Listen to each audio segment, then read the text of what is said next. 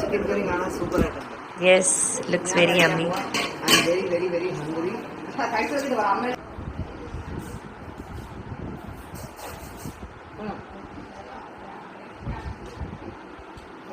അടിപൊളി യൂസി. ശരിക്കും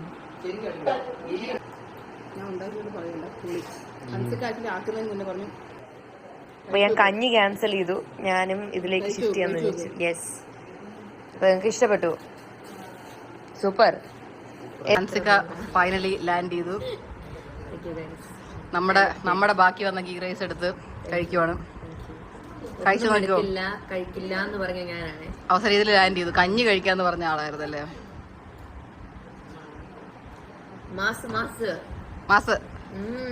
മാസരം കൊള്ളാല്ലേ?